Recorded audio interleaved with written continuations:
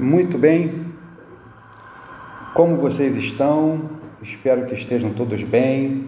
Estamos aqui para aquele nosso vídeo semanal. Alguns queridos se inscrevem lá no YouTube e aí recebem automaticamente esse vídeo. E ele é feito em especial para um grupo querido de irmãos e irmãs, amados e amadas, lá do pequeno grupo da irmã Beth, no bairro de Pau da Fome, na Taquara, em Jacarepaguá. Muito bem, eu sinto saudade de vocês, gostaria de revê-los o mais breve possível. E oro sempre para que vocês estejam todos bem, protegidos e guardados pelo Senhor.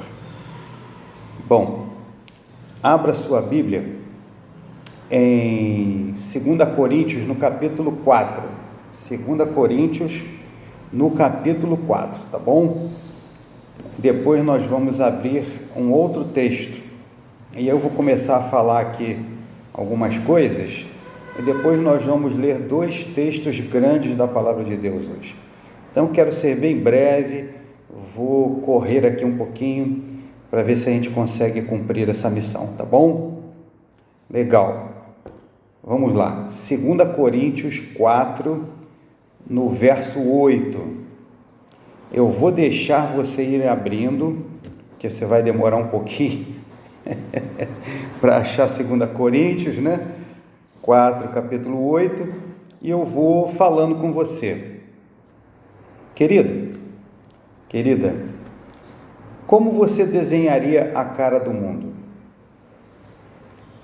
É isso mesmo. Se você tivesse que olhar assim e criar um retrato sobre a cara do mundo, como você desenharia? Qual seria? Diga para mim. Você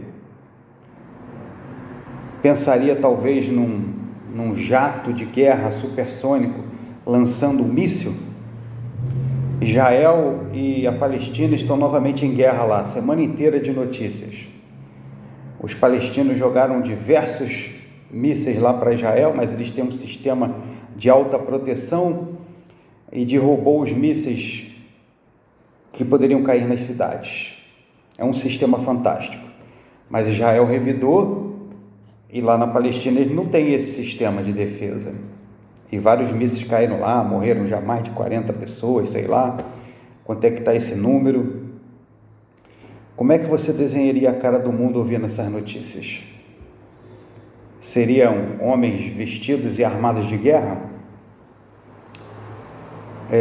Tivemos recentemente uma grande polêmica por causa da operação da Polícia Civil do Rio de Janeiro, aqui onde eu moro, por acaso, né, Rio de Janeiro, no bairro do Jacarezinho, uma comunidade enorme, tomada pelo tráfico de drogas. As pessoas têm seus direitos limitados pelo poder paralelo ao Estado, e o que mais se falou nessa operação foi que a polícia cumpriu mandados de prisão contra o tráfico de drogas, claro, mas também contra o aliciamento de menores entre 10 e 13 anos de idade para trabalhar no tráfico de drogas. Você conseguiria ver uma foto agora, uma imagem da foto, de um garoto com 10 anos de idade com uma arma apontada para você? Você conseguiria ver essa imagem? Você conseguiria ver a imagem de vários corpos de crianças mortos nessa guerra do tráfico e do poder entre o Estado e o poder paralelo? Como é que você vê a poluição do planeta, a questão ambiental que é tão discutida? Toda hora ficam falando que o Brasil tem que preservar a Amazônia, mas esses países aí afora pelo mundo não preservaram absolutamente nada. Suas florestas completamente devastadas, as suas indústrias tomaram conta de tudo. Aí agora eles estão preocupados e aí ficam colocando sobre o Brasil o peso de ter que ser o único lugar a preservar todas essas coisas. Vai falar para a Rússia preservar alguma coisa, vai falar para a China preservar alguma coisa. Mas como o país é um país livre, né? Um país democrático, sobra para o Brasil. Imagina essa cena da poluição, uma indústria jogando aquelas fumaceiras. Eu não me lembro agora o nome da cidade, rapaz, está aqui na ponta da língua, aqui no Brasil, que já foi uma das cidades mais poluídas do mundo. Cubatão, lembrei. Quase impossível de se viver naquele lugar. Vai pensando aí. Como é que você desenharia a cara do mundo? Aqui na Lagoa Rodrigo de Freitas, volta e meia você tem a mortandade dos peixes, a lagoa fica cheia de peixes mortos, um cheiro horrível, dá um trabalho para a prefeitura enorme ter que tirar aquilo lá. Como é que você desenharia a cara do mundo? A violência doméstica contra as mulheres, hoje em dia está até complicado, né? Porque as mulheres também violentam os homens, assassinam, é uma coisa de louco. Como é que você desenharia a cara do mundo de um homem agredindo fisicamente até a morte a sua esposa, a sua companheira? Vamos ler os textos bíblicos, depois vamos voltar a alguns exemplos mais. 2 Coríntios 4, verso 8 diz assim, na tradução que eu vou ler aqui: portanto, não olhamos para aquilo que podemos ver atualmente, as dificuldades que nos rodeiam, mas olhamos para frente, para as alegrias do céu que nós ainda não vimos. As aflições logo desaparecerão, mas as alegrias futuras durarão eternamente. E aí? Esses exemplos que nós demos, você consegue encaixar bem nesse texto bíblico? Não olhamos para aquilo que podemos ver atualmente, aquilo que os nossos olhos conseguem ver, a limitação dos nossos olhos. Não olhamos só para as dificuldades que estão nos assolando, como essa maldita Covid. Olhamos para frente, para o céu, para coisas que ainda não vimos. As aflições, continua Paulo, logo desaparecerão, mas as alegrias futuras durarão eternamente. Quando Paulo fala que as aflições logo desaparecerão, ele está se referindo ao descanso na morte. Logo, mais dia ou menos dia, tudo isso cessará quando houver a morte. Mas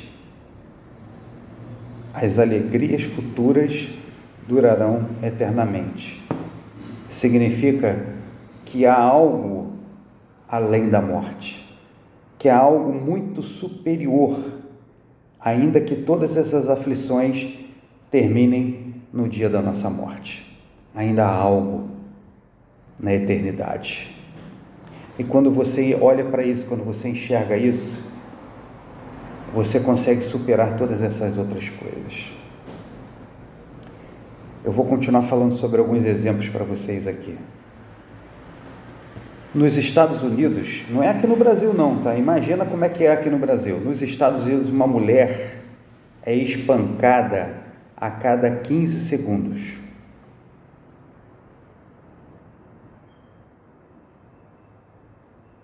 Eu dei uma paradinha, não chegou a 15 segundos. Apenas para você pensar. Se você contar aí até 15, uma mulher foi espancada nos Estados Unidos. Como você desenharia a cara do mundo? A fome é a primeira causa da morte entre as crianças no mundo. O mundo está voltado hoje para a pandemia, da Covid, e não poderia deixar de ser diferente. Mas as crianças não pararam de morrer por causa da fome.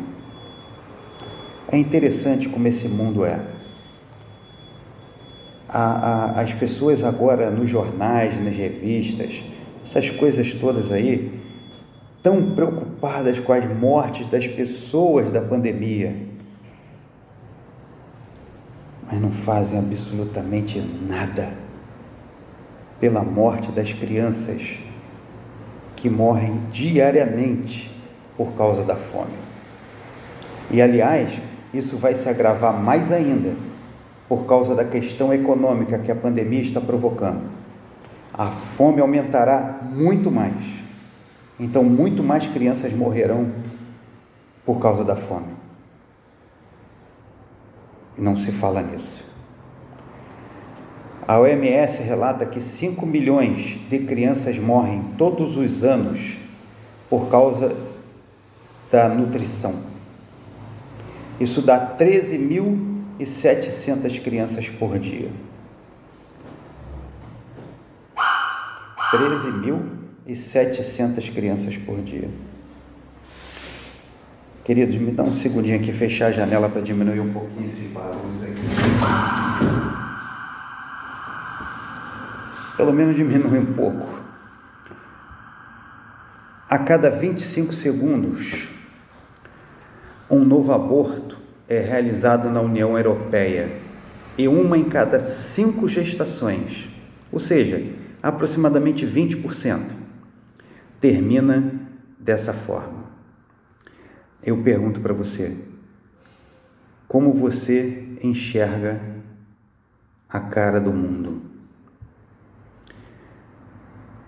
Eu peço para que você vá agora a 1 Coríntios. Você vai voltar algumas páginas na sua Bíblia, mas não desmarque 2 Coríntios, porque nós vamos ler um texto inteiro aí. Deixa assim, guardadinho. Vá a 1 Coríntios, no capítulo 15, e nós vamos ler o verso 19.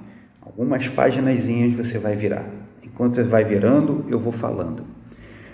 Mais de 45 milhões de pessoas estão infectadas pelo vírus do HIV. Como você desenharia a cara do mundo?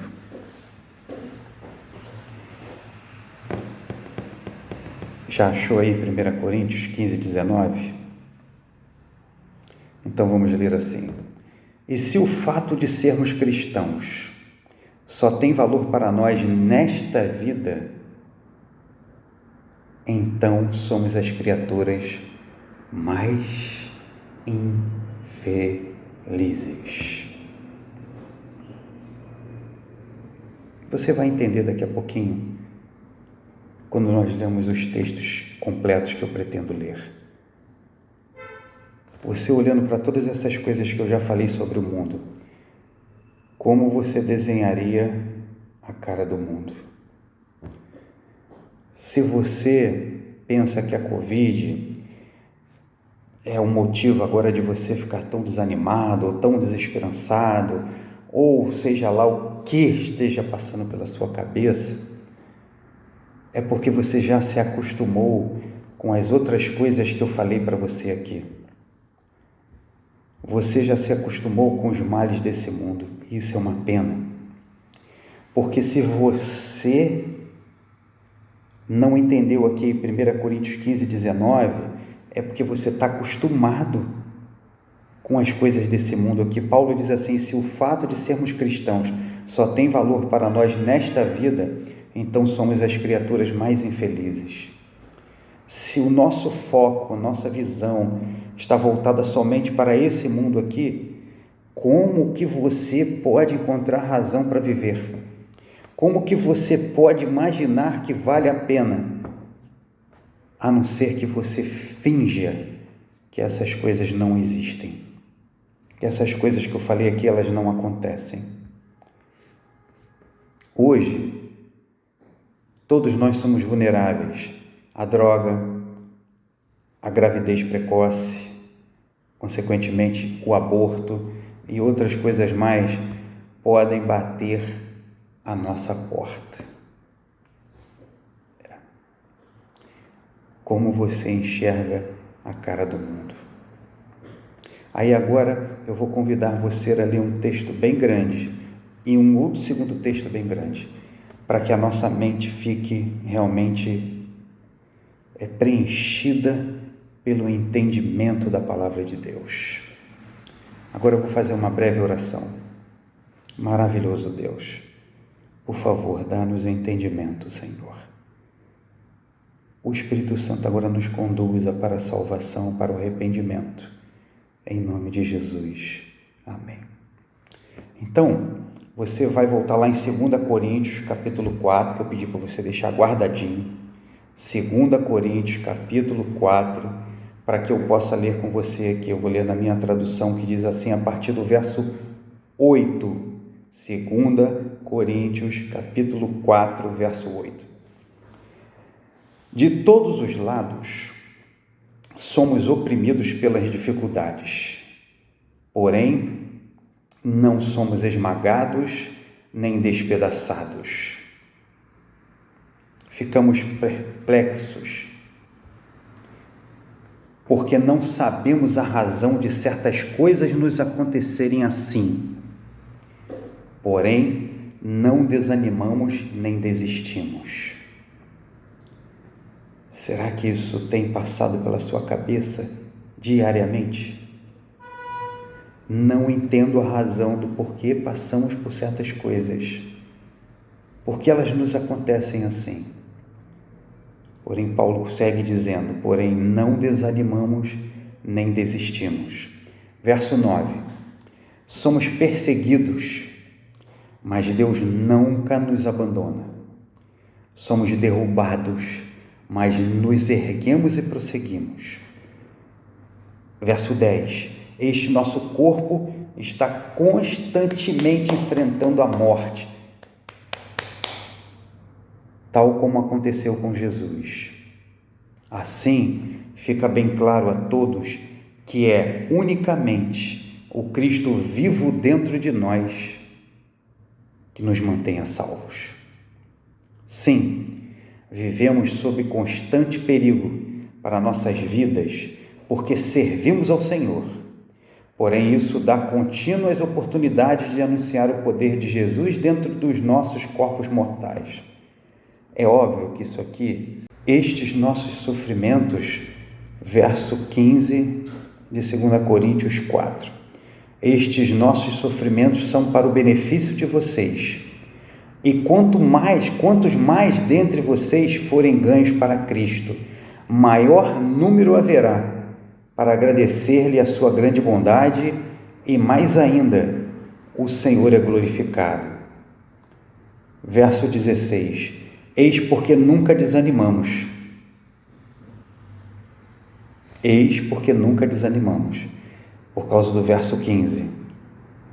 Porque esses benefícios do sofrimento da nossa vida e a nossa firmeza naquilo que disse o verso 14, de que Jesus trará a vida novamente junto com eles todos aqueles que creram, traz a Cristo a conversão de outras pessoas. Por isso Paulo diz no verso 16, eis porque nunca desanimamos. Embora nossos corpos vão morrendo, a força interior que temos no Senhor vai crescendo dia a dia. Dia a dia. Verso 17. Estes nossos sofrimentos e aflições, afinal de contas, são bem pequenos e não durarão muito tempo. Entretanto, este curto tempo de angústia resultará na mais rica bênção de Deus sobre nós para todo sempre. Finalizando no verso 18, que foi o que nós lemos lá no início. Portanto, não olhamos para aquilo que podemos ver atualmente, as dificuldades que nos rodeiam, mas olhamos para frente, para as alegrias do céu, que nós ainda não vimos. As aflições logo desaparecerão, mas as alegrias futuras durarão eternamente. Será que já ficou bem esclarecido? Será que agora a gente já entendeu bem? Que coisa impressionante, não é? Onde estava firmada a fé de Paulo, por que ele sofria e aceitava o sofrimento, por que era tão difícil para ele, mas ele continuava, porque essa vida aqui, se nossa alegria estiver somente nessa vida aqui, 1 Coríntios 15, 19, se o fato de sermos cristãos só tem valor para nós nesta vida aqui, então somos as criaturas mais infelizes. Quanto a Paulo, não. Paulo estava com a sua visão, o seu foco em algo muito maior, que você vai entender mais ainda agora com a leitura de 1 Coríntios capítulo 15. Aí agora você vai voltar algumas folhas na sua Bíblia e você vai achar 1 Coríntios capítulo 15. Volte aí, volte rapidamente que eu preciso acelerar aqui. 1 Coríntios capítulo 15, que diz assim, a partir do verso 1. Agora quero lembrar a vocês, irmãos, aquilo que o Evangelho é na realidade, porquanto ele não mudou. É a mesma boa nova que eu lhes preguei antes. Vocês o receberam bem e ainda o recebem agora, pois sua fé está solidamente edificada sobre esta maravilhosa mensagem. E é esta boa nova, verso 2 do capítulo 15 de 1 Coríntios, e é esta a boa nova que os salva se vocês ainda crerem firmemente nele, a não ser, naturalmente, que vocês não tenham crido nela realmente desde a primeira vez. Olha, se você é crente na mensagem do Evangelho, na Boa Nova, aí Paulo está falando para você. Agora, se lá desde o princípio ele diz, vocês não creram, naturalmente, desde a primeira vez, naturalmente, então não é uma boa nova para vocês. Aí verso 3 de 1 Coríntios capítulo 15, eu lhes transmiti desde o início o que me foi dito, isto é, prestem atenção, que Cristo morreu, olha a boa nova do Evangelho aí, que Cristo morreu por nossos pecados, tal como as Escrituras disseram que ele morreria. Foi cumprido aquilo que Deus havia dito que faria. Verso 4.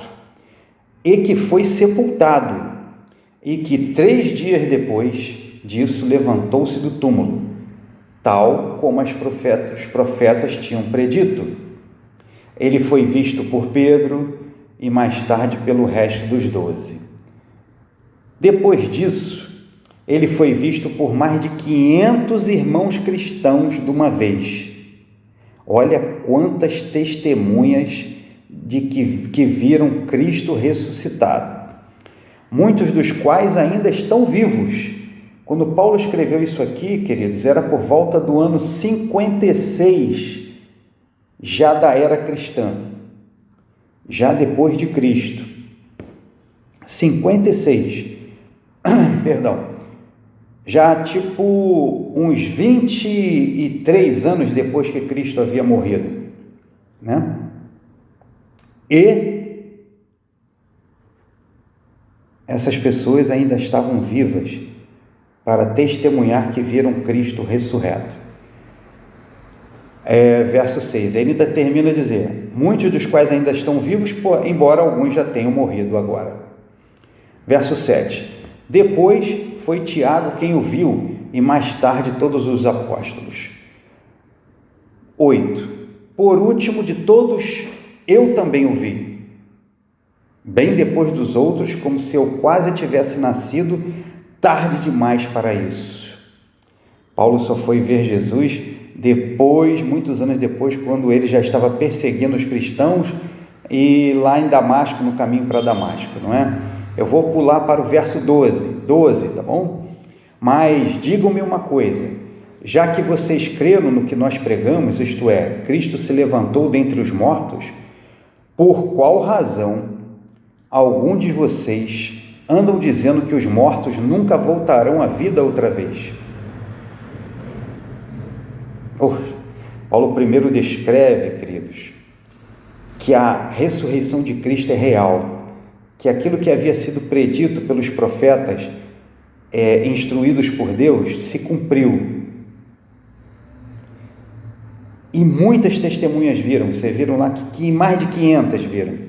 Muitas estavam vivas ainda nesse período que Paulo está escrevendo aos Coríntios. E aí ele pergunta no verso 12: por que vocês ficam pregando às pessoas, dizendo que as pessoas não vão ressuscitar? Verso 13: pois se não há ressurreição dos mortos, então Cristo deve estar morto ainda. E se ele ainda está morto, então toda a nossa pregação é inútil, e a confiança de vocês em Deus é vazia, sem valor, sem esperança. Verso 15: e nós, os apóstolos, somos todos uns mentirosos, porque dissemos que Deus levantou Cristo do túmulo, e isto logicamente não é verdade, se os mortos não voltam novamente à vida. Se eles não voltam, verso 16, então Cristo ainda está morto. 17, e vocês são muito tolos, e continuam a confiar que o Deus os salva, pois ainda estão sob condenação devido aos seus pecados. Se Cristo não ressuscitou, os pecados não foram perdoados, não foram apagados, estamos todos condenados, porque o salário do pecado é a morte.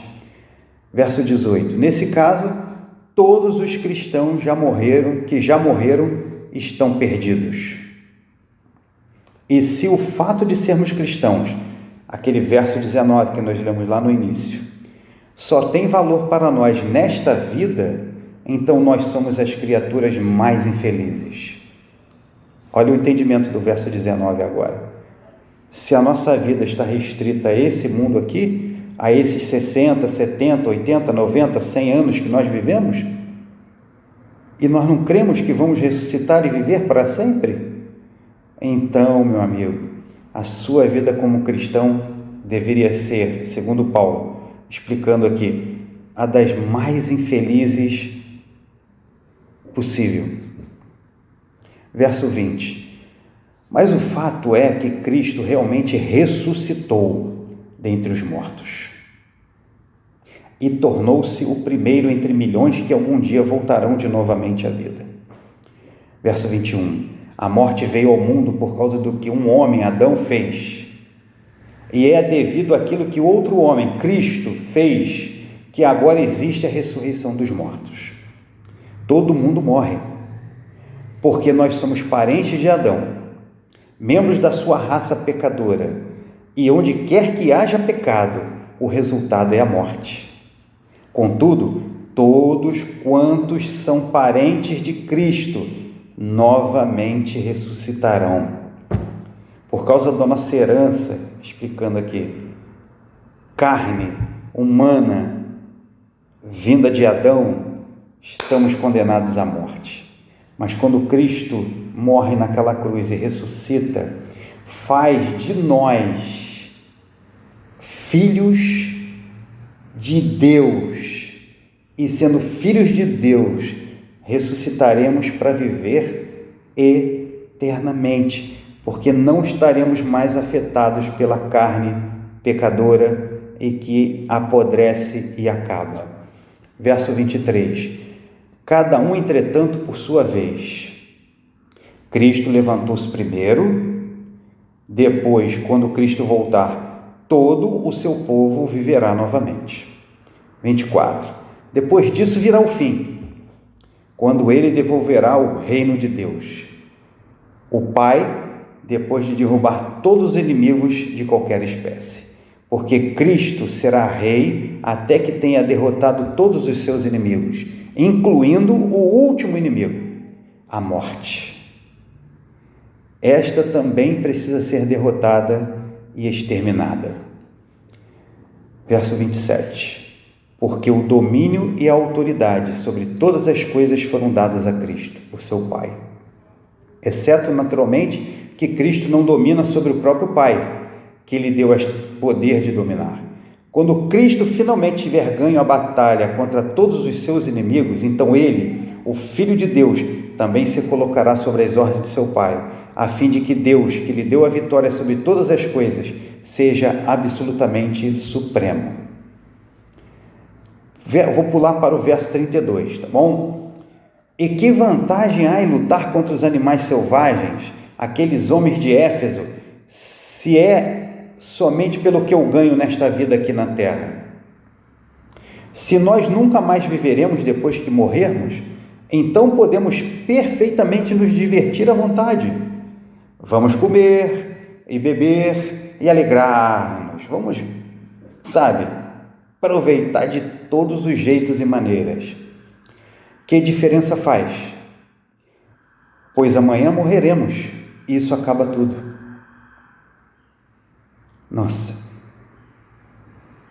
que tristeza se fosse só assim, não é? Que desespero isso seria. Verso 33. Não se deixe enganar por aqueles que dizem tais coisas. Se vocês os escutarem, começarão a proceder como eles. Verso 34. Tomem juízo e deixem de pecar. Para sua vergonha eu lhes digo que alguns de vocês, afinal de contas, não são nem mesmo cristãos e nunca realmente conheceram a Deus.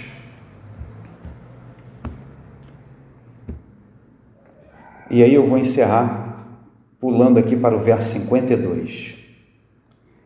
Tudo acontecerá num instante, num piscar de olhos, quando for tocada a última trombeta, porque virá do céu um toque de trombeta a todos os cristãos que já morreram.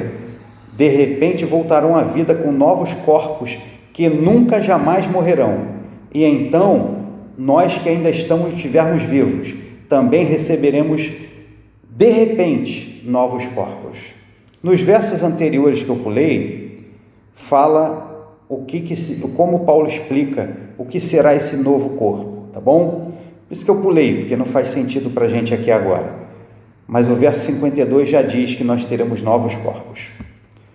Verso 53, porque os nossos corpos terrenos, os que temos agora e os que são mortais, precisam ser transformados em corpos celestiais, que não podem perecer, mas viverão para todo sempre. Quando isso acontecer, finalmente se tornará verdadeira a Escritura: a morte foi tragada na vitória. Então, queridos, eu quero encerrar com versos 57 e 58. Como agradecemos a Deus por tudo isto? É Ele quem nos faz vitoriosos por meio de Jesus Cristo, nosso Senhor. Portanto, meus queridos irmãos, já que é certa a vitória futura, sejam fortes e firmes, sempre produzindo muito no trabalho do Senhor, pois vocês sabem que nada do que vocês fazem para o Senhor é desperdiçado, como aconteceria se não houvesse ressurreição. Eu espero que você tenha conseguido entender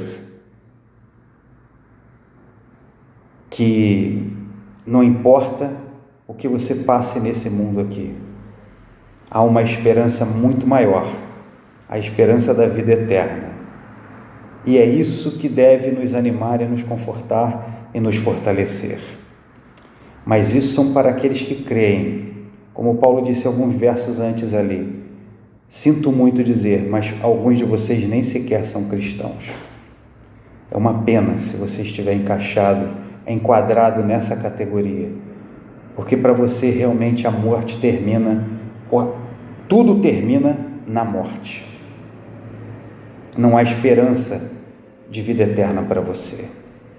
Eu espero que haja arrependimento e salvação na tua vida. É o que eu te desejo em nome de Jesus. Amém.